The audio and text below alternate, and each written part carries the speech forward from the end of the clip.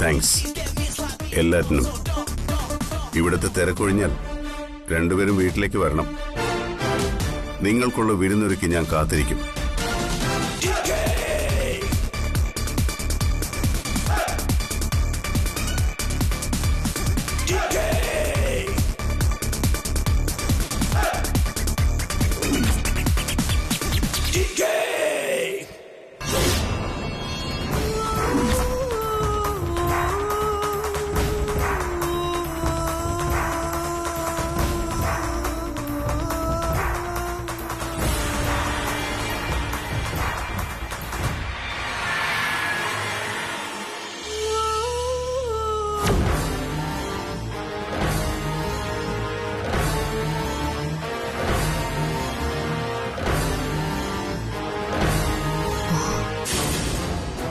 എനിക്ക് നിന്നോടൊരു കാര്യം പറയാനുണ്ട്. എന്താ?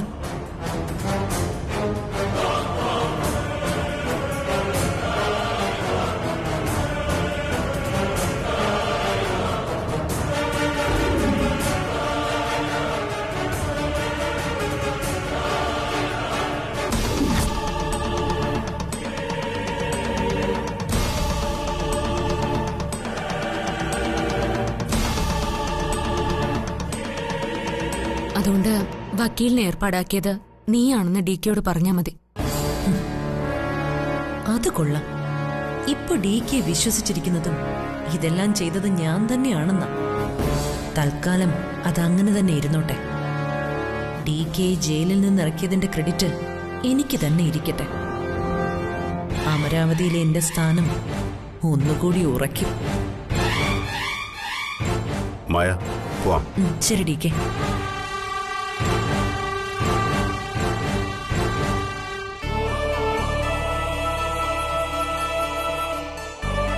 എന്തിനാ മേഡം ഇങ്ങനെ ചെയ്തത്?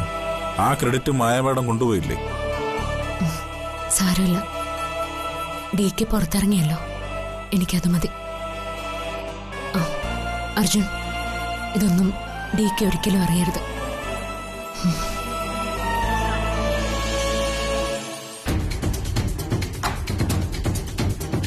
എന്താ മിസ്സിസ് ഹിറ്റ്ലർ കൂടെ പോയില്ലേ?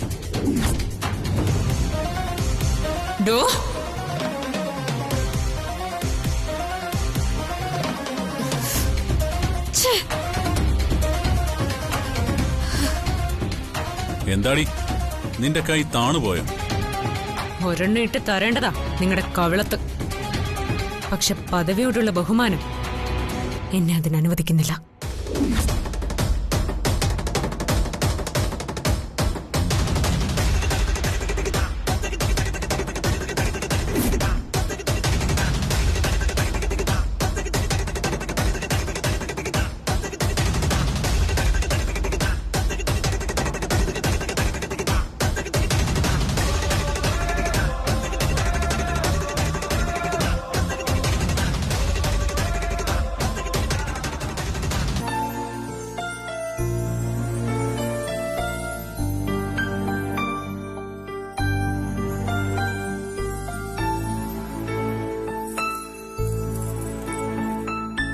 പ്രേമോളെ, നീ ഈ ജ്യൂസ് ഒന്ന് കുടിച്ചേ.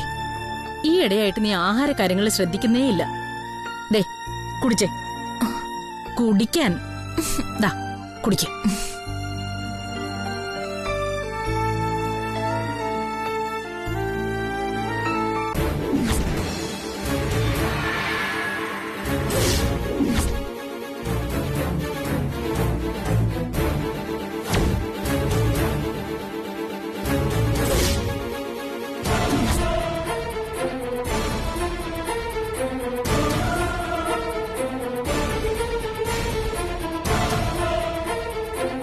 നിക്കടിയോടെ, എന്തിനാ നീ ഇങ്ങോട്ട് വന്നത്? ഒരുത്തനെ ജയിലിൽ കയറ്റിട്ട് മതിയായില്ലടി നിനക്ക്. ഇനി ഞങ്ങളെ കൂടി ജയിലിൽ കയറ്റാനാണോ ഇങ്ങോട്ട് വന്നത്? ഞാൻ ആരെയും ജയിലിൽ കയറ്റിയിട്ടില്ല. എങ്കിൽ പിന്നെ എന്തിനാ മരുമക്കൾ എല്ലാരും കൂടെ ചേർന്ന് ചേച്ചിയെ പിടിച്ച് പുറത്താക്കി ഗേറ്റ് അടച്ചത്? ലോകത്ത് നിന്നെ പോലൊരു പെണ്ണ് വേറെ കാണില്ല. സ്വന്തം ഭർത്താവിനെ ചതിച്ച് ജയിലിൽ കയറ്റിയ നിന്നെ വീട്ടിൽ കയറ്റാൻ പോലും കൊള്ളില്ല. എന്തിന്? കണി കാണുന്നത് പോലും ആപത്ത് വരുത്തി വെക്കും. എന്തിനാ ഇപ്പൊ ഇങ്ങോട്ട് വന്നത്? അമരാവതിയിലേക്ക് തിരിച്ചു പോകാൻ പറ്റാത്തോണ്ട് വന്നതാണോ? ഒരു നിമിഷം ഇവിടെ നിൽക്കാൻ പറ്റില്ല. ഇപ്പൊ ഇറങ്ങണം. നിന്നെ ഇനി ഞങ്ങൾ എങ്ങനെ വിശ്വസിക്കും? അച്ഛൻ വരുന്നതിന് മുമ്പ് വേഗം സ്ഥലം വിട്ടോണം. അതാ നിനക്ക് നല്ലത്. ഇത് എന്റെയും കൂടി വീടാ. ഞാനിവിടെ വരുന്നത് തടയാൻ നിങ്ങൾക്ക് ആർക്കും അവകാശമില്ല. പിന്നെ ഞാൻ എന്തെങ്കിലും തെറ്റ് ചെയ്തിട്ടുണ്ടെങ്കിൽ അതിനുള്ള ശിക്ഷ ഞാൻ തന്നെ അനുഭവിച്ചോളാം.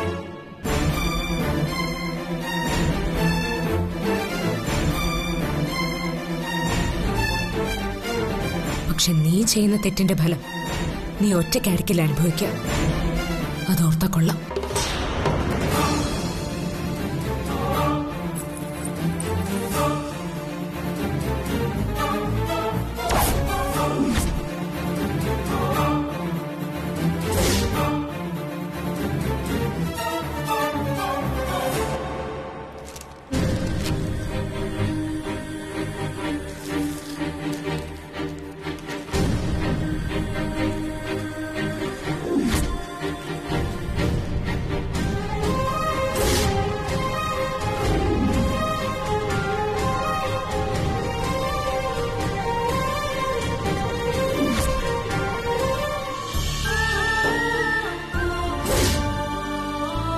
സോറി അമ്മ,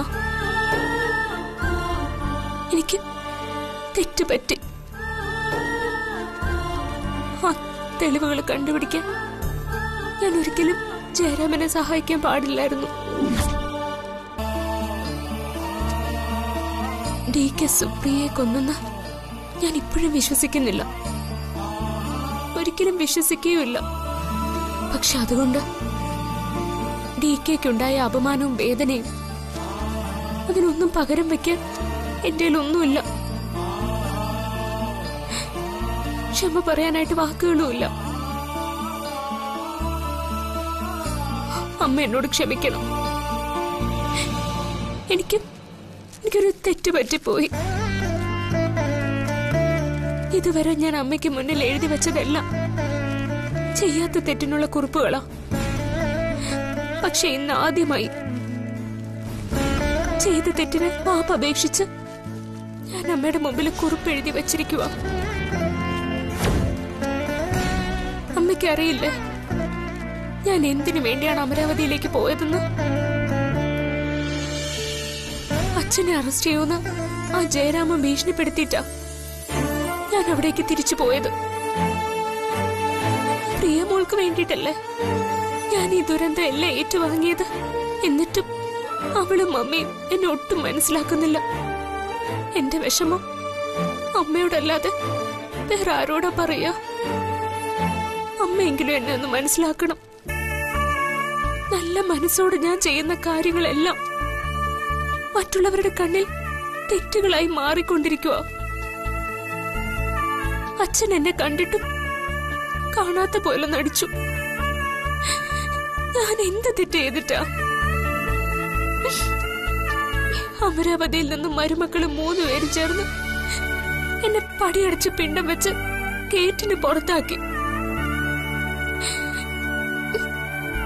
DK വളരെ നല്ല മനുഷ്യനോ, ഉള്ളില് സ്നേഹമുണ്ട്, അതെനിക്കറിയാം. പക്ഷെ പ്രകടിപ്പിക്കാൻ അറിയത്തില്ല. അയാൾക്കതിന് പറ്റുന്നില്ല. എന്നെ DK മാറ്റി നിർത്തിയിരിക്കുന്നത് വേറൊന്നും കൊണ്ടല്ല. ഞാൻ അയാളെ ചതിച്ച് കല്യാണം കഴിച്ചു എന്ന് തന്നെയോ അയാൾ ഇപ്പോഴും കരുതിയിരിക്കുന്നത്. പക്ഷെ ഒരു കാര്യം ഉറപ്പാമ്മേ, ഞാൻ തോറ്റു കൊടുക്കില്ല. തിരിച്ച് അമരാവതിയിലേക്ക് തന്നെ ഞാൻ പോവും. ഇനിയുള്ള എന്റെ ജീവിതം DKക്ക് വേണ്ടി ഞാൻ ജീവിക്കും. ആ അമ്മയ്ക്ക് നല്ല മരുമകളായി, ആ മരുമക്കൾക്ക് നല്ല അമ്മായി അമ്മയായി അവിടെ ഞാൻ ജീവിക്കും. ആദ്യം ഒരു പക്ഷെ അവരെന്നെ അംഗീകരിക്കില്ല, അടിച്ചെടുക്കാൻ ശ്രമിക്കും, പരിഹസിക്കും. ചിലപ്പോ ഇനിയും അവരെന്നെ പടിയിറക്കി വിട്ടുവെന്നും വരും. പക്ഷെ ഞാൻ പിന്തിരിയില്ല.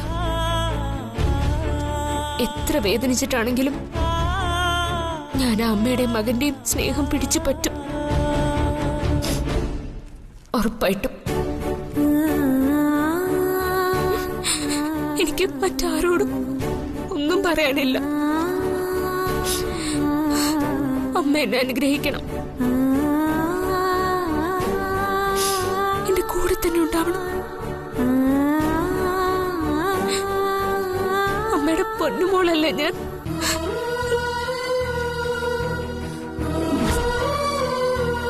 അമ്മയുടെ അനുഗ്രഹം മാത്രം മതി എനിക്ക്.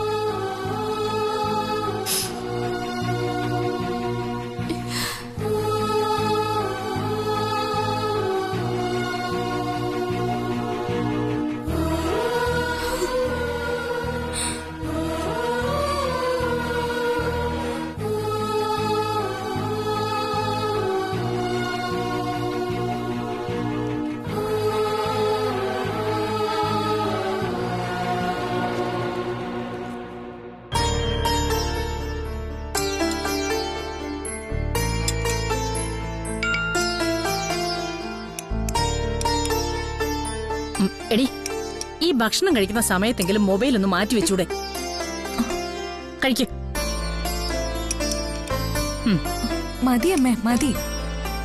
അമ്മ കഴിക്കുന്നില്ലേ? ഞാൻ പിന്നെ കഴിച്ചോളാം.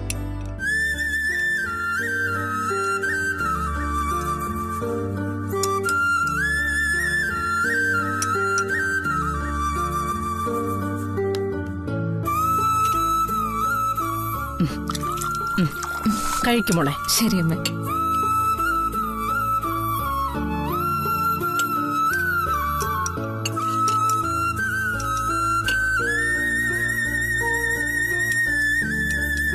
മമ്മി, എനിക്കൂടി വിളമ്പിക്കോ.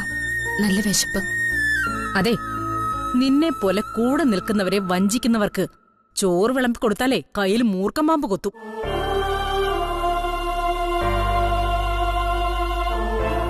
വിശക്കുന്നവര് വേണമെങ്കിലേ ആഹാരം സ്വന്തമായിട്ട് എടുത്ത് കഴിക്കണം.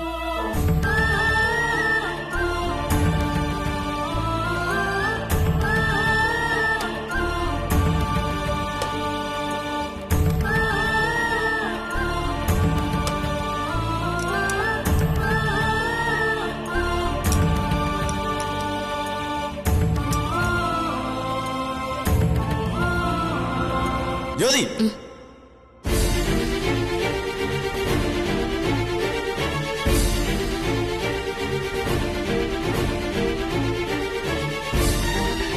എഴുന്നേൽക്കടി. എടി എഴുന്നേക്കാൻ. ആര് പറഞ്ഞു നീ ഇവളെ വിളിച്ചിരുത്തി തൽക്കരിക്കാൻ? അച്ഛാ, വിളിക്കരുത് നീ എന്നെ അങ്ങനെ.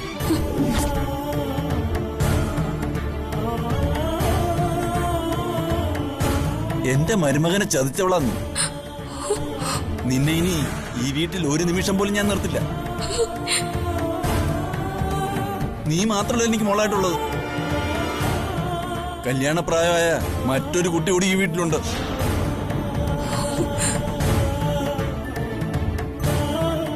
സ്വന്തം ഭർത്താവിനെ ജയിലിലാക്കാൻ കൂട്ടുനിന്നവളുടെ അനിയത്തിയാണ് ഇവളെന്നറിഞ്ഞാൽ നല്ലൊരു കല്യാണാലോചന പോലും വരില്ല അവൾക്ക്. അറിയാമോ നിനക്ക്? മര്യാദയ്ക്ക് ഇറങ്ങിപ്പോ. മര്യാദയ്ക്ക് ഇറങ്ങി പോകാനല്ലേ പറഞ്ഞത്?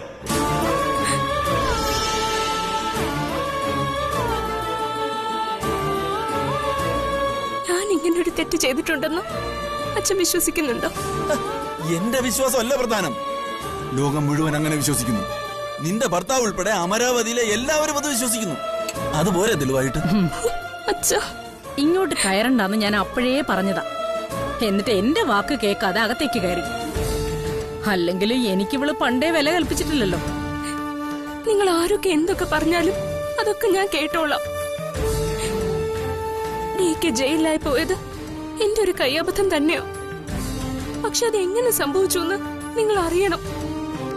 ഏത് സാഹചര്യത്തിലാ എനിക്ക് ജയരാമനെ സഹായിക്കേണ്ടി വന്നതെന്ന് ഞാൻ പറയാം. വേണ്ട, നീ ഒന്നും പറയണ്ട. നീ പറയുന്ന ഒന്നും ഇവിടെ ആർക്കും കേൾക്കണ്ട. എന്റെ മരുമകനായിട്ടല്ല, മകനായിട്ടാ ഞാൻ അവനെ കരുതിയത്. അത്രയ്ക്ക് അവൻ എന്നെയും ഈ കുടുംബത്തെയും സഹായിച്ചിട്ടുണ്ട്. ആപത്തുനിന്ന് രക്ഷിച്ചിട്ടുണ്ട്.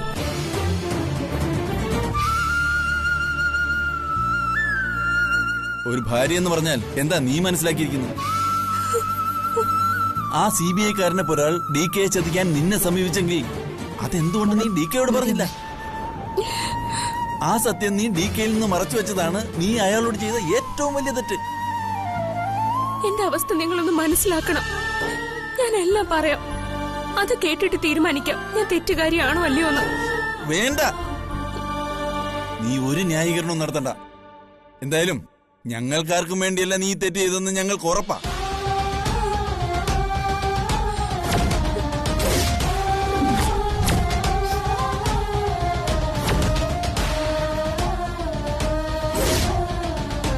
നീ ഞങ്ങളോട് സഹകരിച്ചാൽ നിനക്ക് നല്ലത്.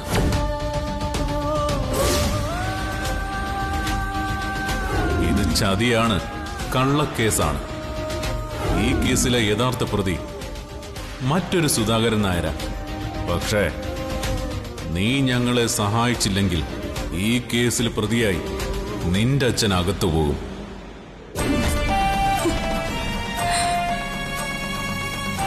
അച്ഛാ, ഞാൻ പറയുന്നതൊന്ന് അച്ഛൻ കേൾക്കണം. അതിനുള്ള മനസ്സൊന്ന് കാണിക്കണം. DK പോലൊരു നല്ല മനുഷ്യനോട് നീ കാണിച്ചത് എന്താണെന്ന് ഈ നാട്ടുകാർക്ക് മുഴുവൻ അറിയാം. അതിന്റെ അപമാനം ഞങ്ങളിപ്പോ അനുഭവിച്ചുകൊണ്ടിരിക്കുക. വിശ്വാസവഞ്ചനല്ലേ നീ അവരോട് കാണിച്ചത്? ആ വീട്ടിൽ താമസിച്ച് അവരുടെ ഭക്ഷണം കഴിച്ച് ആ കുടുംബത്തെ ദ്രോഹിക്കാൻ നിനക്ക് എങ്ങനെ മനസ്സ് വന്നടി? സ്വന്തം മകളെപ്പോലെ സ്നേഹിച്ചൊരു അമ്മയല്ലേ നീ ചതിച്ചത്? അതൊന്നും സഹിക്കാൻ എന്നെ കൊണ്ട് പറ്റില്ല. പൊയ്ക്കോ. അവിടെ ചെന്ന് കാല് പിടിച്ച് അവര് ക്ഷമിച്ചിട്ടല്ലാതെ നിന്നെ ഈ വീട്ടിൽ കണ്ടുപോകരുത്. ഇറങ്ങിപ്പോയ്ക്കോ.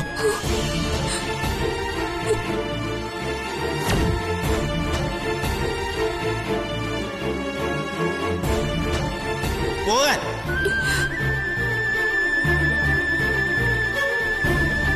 അച്ഛൻ പറയുന്നൊക്കെ ഞാൻ കേൾക്കാം. പക്ഷെ എനിക്ക് പറയാനുള്ളതും കൂടി അച്ഛനൊന്ന് കേൾക്കണം. വേണ്ടെന്നല്ലേ പറഞ്ഞത്? നീ ഇനി ഒരു വാക്കുപോലും വേണ്ടി പോരുത്. എനിക്കൊന്നും കേൾക്കണ്ട. നീ ഇനി ഒരു നിമിഷം ഇവിടെ നിൽക്കുകയും ചെയ്യരുത്. പണിയുണ്ട്. അച്ഛാ, ഇങ്ങോട്ട് വരാൻ. പ്ലീസ് അച്ഛൻ, ഞാൻ പറഞ്ഞോട്ടെ. ഇറങ്ങിപ്പോടി. അച്ഛാ, അച്ഛാ, വലിഞ്ഞു കയറി വന്നിരിക്കുന്നു. അച്ഛാ, വിട്. ഞാനൊന്ന് പറഞ്ഞോട്ടെ അച്ഛാ. ഇറങ്ങിപ്പോടി. DK നിന്നോട് ക്ഷമിക്കുന്ന നിമിഷം വരെ നിന്നെ ഞാൻ ഈ വീട്ടിൽ കയറ്റില്ല. പോ. അച്ഛാ, ഇറങ്ങിപ്പോവാൻ.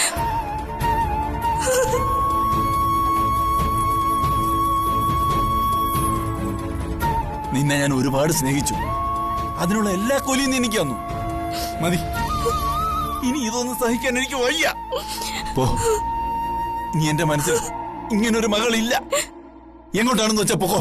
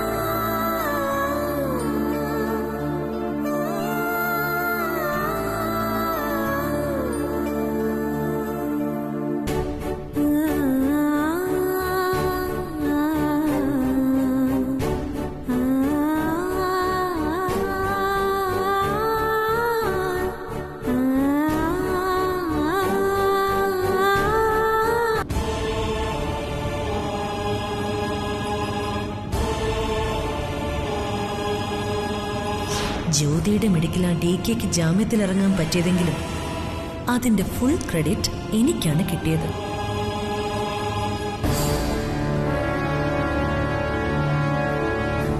ഇനി അവൾ എന്തായാലും അമരാവതിയിലേക്ക് വരുമെന്ന് എനിക്ക് തോന്നുന്നില്ല. വരാനായിരുന്നെങ്കിൽ അവള് തന്നെയാണ് DK ജാമ്യത്തിലിറക്കിയതെന്ന് അവള് DKയോട് പറയുമായിരുന്നു. എന്തായാലും DKക്ക് മുന്നിൽ ഇനി എന്റെ അന്തസ്സും ഉയരും. ഡ്രൈവർ, വണ്ടി ലെഫ്റ്റിലേക്ക് തിരിക്കൂ. ശരി സർ. നമുക്ക് റൈറ്റിലേക്കല്ലേ പോകേണ്ടത്? Driver left.